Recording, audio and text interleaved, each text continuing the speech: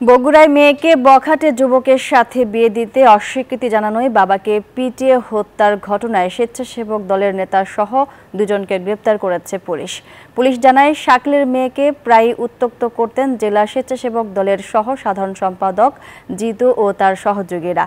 বিয়ের প্রস্তাব দিলে তা প্রত্যাখ্যান করেন বাবা শাকিল, আর এতে ক্ষুব্ধ হয়ে শনিবার সকালে তাকে বেধড়ক মারধর করেন তারা। এরপর বিকেলে শাকিলকে বাড়ি থেকে আবারও তুলে নিয়ে যায়। পরে নদীর ধারে রক্তাক্ত অবস্থায় পাওয়া যায় তাকে। উদ্ধার করে হাসপাতালে নিলে কর্তব্যরত চিকিৎসক তাকে মৃত ঘোষণা করেন।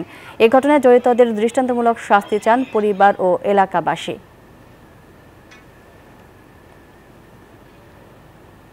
আমার মেয়ে বিয়ে করবে চাইছিলাম, আমরা তো জানি না, তাই বলে ওর বাবা যায় থাপ্পড় মারছে নাকি, তখন ওই জাউরারা আসি বাড়িতে টানে নিয়ে গেছে।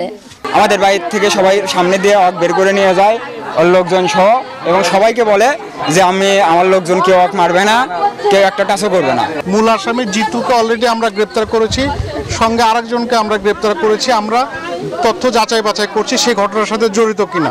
যদি ঘটনার সাথে জড়িত থাকে তাকেও আমরা গ্রেপ্তার দেখাবো। বান্ডেল থাকলে প্রতি সেনমানিতে টাকা বাঁচবে। বিকাশ সেনমানি বান্ডেল কিনে জিতুন প্রতি লেনদেনে।